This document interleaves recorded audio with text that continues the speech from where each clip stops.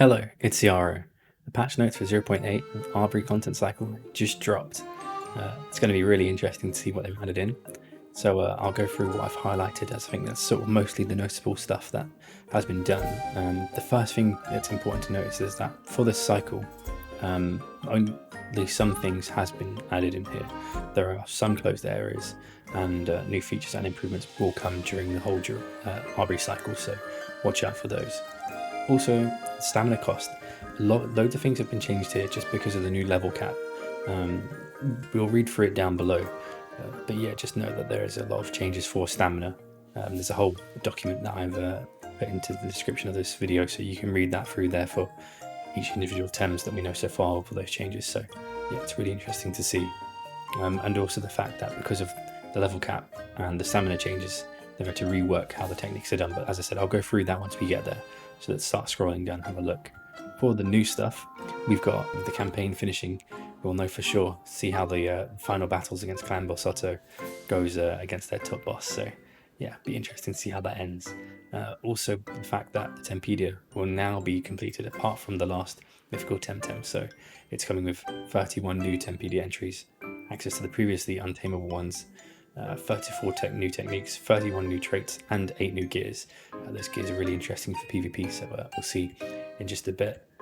First thing on this part is Kudos. So we already knew about them and mentioned them in the previous video, but we know for sure now that completing some of those Kudos will earn you a prize, but the reward system hasn't been implemented yet. So by all means, go and complete them, and you'll be able to claim all your rewards later, so there's no harm in completing them now. Now we're on to sort of some of the gears and bits they've added in. So Coward's Blanket. While this item is active, the whole squad will receive experience points and TVs from a PvE battle. I think that's a big thing for TV training and level training your whole squad. So I think that's a really nice boost added in there. Similar to the next one here, Learning Aid. While this consumable item is active, the experience points you earn in a battle are multiplied by 2. So that's also a really nice boost for that level training and those bits there, so I can't wait to see how that goes on them. Tem Spotter. Whilst this item is active, untamed Thames will display a special icon on their combat UR if they have one or more stats with 49 or 50 SVs. So again, really good for getting those perfect Thames for breeding. So watch out for that new UI element added in there. The Ignoramus Cloak, a new gear that will prevent a Temtem from receiving experience points or TVs from a battle. So it could be good in those certain situations, and it was another nice community suggested item.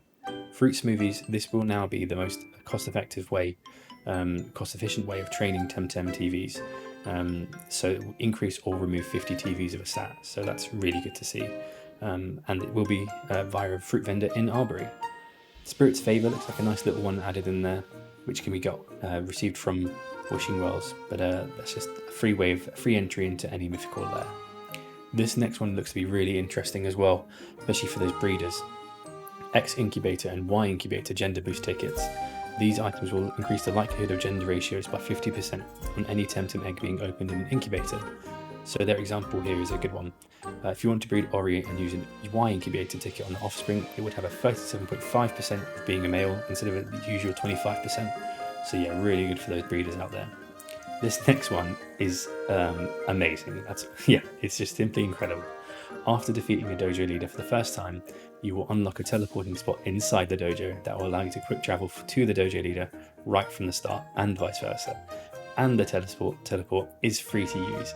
That will make life so much easier looking at you, Musa. Now, you will also be able to sell all those long sundresses you've inevitably got throughout the time during Temtem, as you can sell furniture and cosmetics to NPCs. That's nice. This next one here is a really sort of interesting one that could change the dynamic of creators and sort of people that can do these things, is the fact that they're working on a public API for Temtem. Now, it's their first time doing an API, so it will be in a closed beta for selected community members, but it could feature so many different things, like they've said here, ranging from TMR leaderboards, real-time battle logging to companion apps that display the user squad quest log, or even Kudos progress. So really good to keep track of so many different aspects on there, and that'd be really interesting to see what people create. So going forward, we've got cosmetics and furniture will now have a coloured label showcasing their rarity.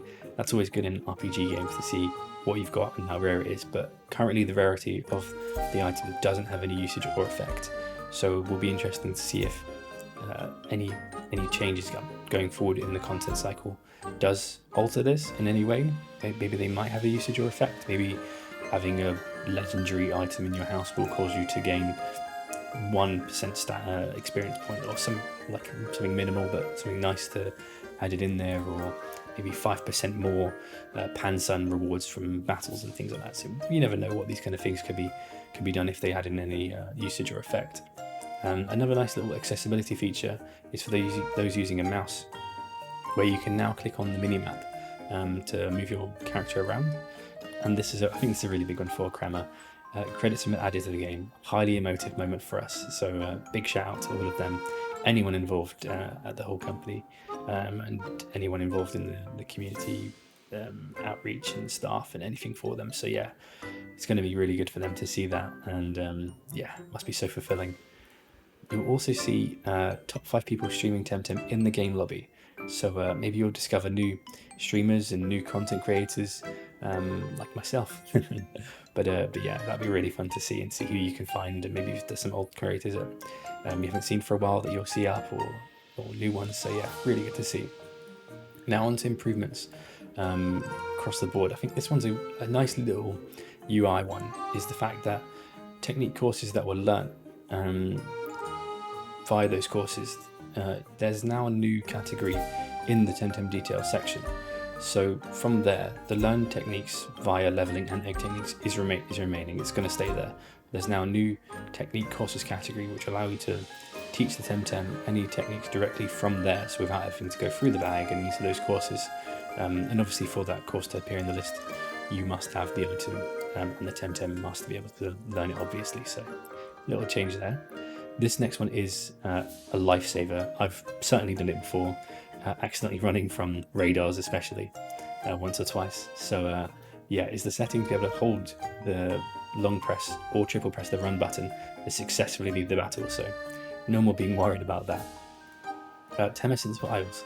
They're getting a little change here on the UI under the next to the mini map.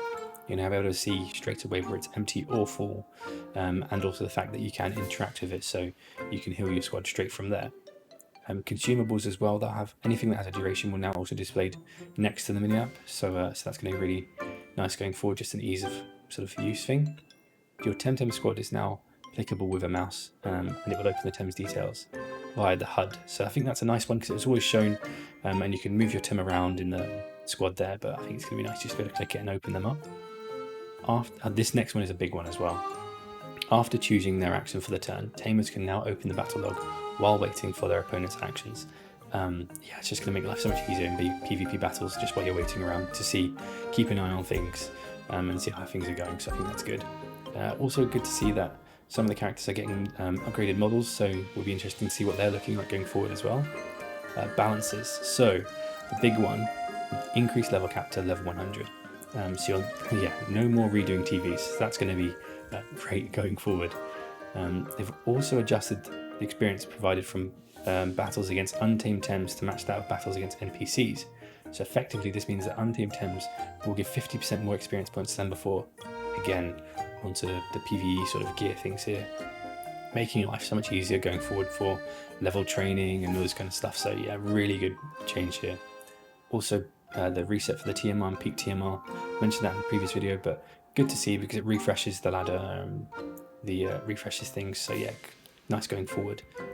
Untamed Koish have been added to different spawn locations in every island. Their typing will be dependent on the island they're spawning on, so that's I think a nice thing to see, them spawning in there as well. And Scarabats as well, spawning in Windward Fort on the first island, so I think that's going to be really fun to see for those people starting out, to see and have different options going forward on there. Next, there's a few stamina changes for some of the current Tem that are in the game, and trait changes for Genki. But the next one here is also the big one. Level changes due to stamina cost adjustments. So basically, because of the level changes, level cap is now 100. What they need to do is to understand that if a Tem learned a certain technique at a level, will they, with these changes, the stamina changes, because of the level cap, will they be able to use that move without being overexerted on that turn using it? So they've had to adjust a ton of stamina costs and level changes for acquiring those certain techniques. So there's a link in there that I'll put in the description that you can access those full list of changes. So yeah, that'd be really interesting to see how that plays out. Also techniques, there's some changes on here that I think might be a little bit interesting. Plague has damage reduced by 5, but a big stamina increase to 31. That may alter its usage of things, but you never know, it might not.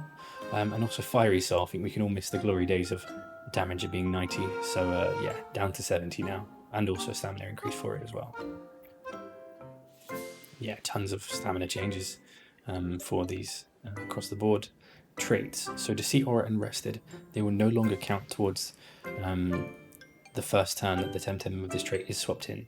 So yeah, that could change the dynamic of whether the things like Nagai's might be used less. We don't know. See how things go.